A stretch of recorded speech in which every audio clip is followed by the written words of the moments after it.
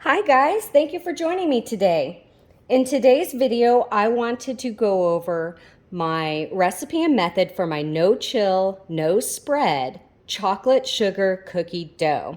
Now it's taken a while to come up with this recipe because there's lots of science involved with working with chocolate, but I feel like this really soft, tender, chewy cookie is just perfect. I love it. I love working with it. So let's get started. To save time, I have already in my KitchenAid creamed together 1 pound of soft unsalted butter, 1 cup of regular granulated sugar, 1 cup of packed brown sugar. You can use light or dark, and go ahead and cream it together for about 5 to 6 minutes.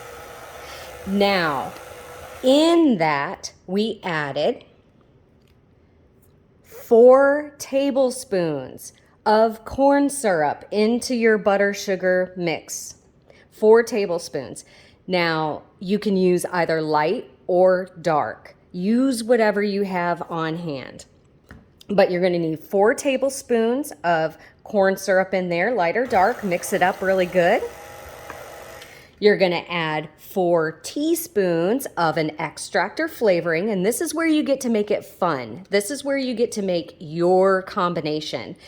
For demonstration purposes, I have used 2 teaspoons of plain vanilla and 2 teaspoons of a butter vanilla emulsion. These can be found online. These are wonderful. They're a little more concentrated. Some are super concentrated, so read the bottle. But these have such a good flavor, and this is my favorite. Now we cream those together until incorporated. Now while we're mixing this to 5 to 6 minutes, we are going to create heat and warm everything up. So when we go to add egg into here, we want to make sure that our egg is nice and cold because it will cool down that butter and sugar for us, giving us just the right texture to work with. So go ahead, and to this, you're going to add your 2 extremely large, extra large cold eggs. Now you want to make sure that those eggs without the shell are at least 120 grams weight. Otherwise, your cookie dough will be dry and crumbly. So we give those a good mix until all of that egg, that slimy, slick, glossy egg, is incorporated into our butter and sugar. We're going to turn that off. And now what we're going to do is scrape down our bowl and add to it our flour and cocoa powder mix that we have put together aside here. So in a separate bowl, you're going to want to weigh out 850 grams of all-purpose flour, 130 grams of cocoa powder. So let's talk about the cocoa powder that we use real fast. So this cocoa powder, I happen to use Special Dark just to give a really rich chocolate flavor. But I'm going to tell you, you can use any of the cocoa powders. It doesn't matter if it is Dutch process, if it's light cocoa powder or dark. You can use any of these in this recipe. I've tried them all. I just happen to like the really deep fudgy taste of this one. So use what you have on hand. Use what you like. This recipe is very forgiving, so you can use the one that you prefer. So I have 850 grams of all-purpose flour, 130 grams of cocoa powder. We put in here 1 teaspoon of coarse salt. You can use fine or coarse salt, depending on how much you want to taste that salt in the cookie. And 3 teaspoons of baking powder. Now remember, baking powder doesn't cause spread. Baking powder causes puff and rise.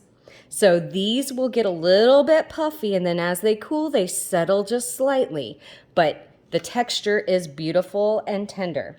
So now that we have our butter and sugar creamed together, we're going to go ahead and just dump all of this straight into here. Now, I know it looks like a lot, and it is. And my bowl's a little small for probably what I should be doing here, but we're gonna fix that. It's okay.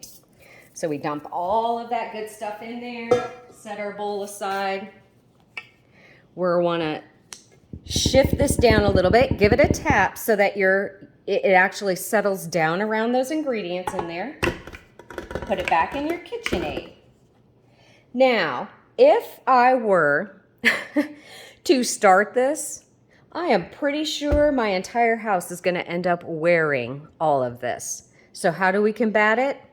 I add some cling wrap to the very top, just like so. That's my little trick. I also use the same piece of cling wrap to wrap my dough in so that it can rest afterwards. So there's no waste. But this helps keep all of that flour from going all over the place. Now, we're gonna go ahead and we're gonna mix this, but we're gonna mix it just until all of that flour in there changes color. When it changes color and we no longer see the white chalky flour, we know that everything's mixed well enough that we can take it out and then let it rest. Now, don't worry, it should be pretty sticky to work with at first, but when you let it rest, it becomes less sticky as all those immediate ingredients, all the moisture and all the fat soaks into the flour and into that cocoa powder. So let's give it a mix. I'm mixing on just a low speed. It's just on the stir. And it's kicking everything up all over the place. You can see it. But we're gonna mix it just until it comes together. And it looks like all of my chalkiness is about to disappear, and you can turn it off. Now, when we take this plastic wrap off, we're gonna set it down here because we are going to wrap up our dough afterwards with it. So let's lift this up, and as you can see, all of that chalky flour has turned into this beautiful dark dough. Now, if you see on my hands, it is kind of sticky. It's a little sticky right now, but that's because it hasn't done the magic yet. It hasn't emulsified yet. It hasn't kind of come together and made that rich dough, but you can see the potential is there. So, we take this off of our KitchenAid. We pick all this wonderful, luscious dough off of our paddle. Now, remember, I make these recipes pretty big. So, you can take this recipe and completely cut it in half, just like all my other recipes. I tried to keep things very simple for you guys. So we're gonna take our bench scraper and this is called turning out your dough. So taking your dough and putting it onto a working surface so that you can knead it is called turning it out. So we have scraped out, and you can see it's still a little sticky. There's some pieces that are a little crumbly, some pieces that are sticky, but that's okay. We're gonna knead this together. Ooh, yeah, big old lump of dough here. That's gonna make a lot of cookies. So, I have a silicone mat here on my work surface. And you can see I'm getting cookie dough all in my ring. Oh well. Who doesn't, right? So, here we go. We're gonna put it into our plastic. We're gonna wrap it up. As I'm making a mess here, goodness. Okay, wrap it up. Now you are gonna let this dough rest at room temperature. Do not put it in the fridge until it has at least sat out for about an hour, up to 3 hours. But that's where the magic happens. This is where all of those fats and the syrups and the things that we've added are going to mesh and gel and create that beautiful, luscious texture that will allow us to cut out our cookies without them spreading or without us needing to chill it. So rest your dough for at least an hour. If you find you cannot get to your cookies today, after they've rested, you can flatten the disc out, flatten your dough out into a disc, wrap it in plastic wrap, and yes, you can refrigerate it and keep it in the fridge for about 3 days. Or you can put it in the freezer and keep it for 3 months. So in order to use it, just let it rest and come to room temperature before you roll it out and bake it. So this cookie dough, it's going to get baked at 350 degrees for about 9 minutes. So chocolate cooks faster in this recipe. So you're not going to bake these as long as you would a regular sugar cookie. They get a little less time for me. So just pay attention to them, watch them in your oven. Let me know what you think. I just wanted to let you guys know, subscribe, give me some feedback, let me know what else you want to see, and join my VIP membership. Thank you.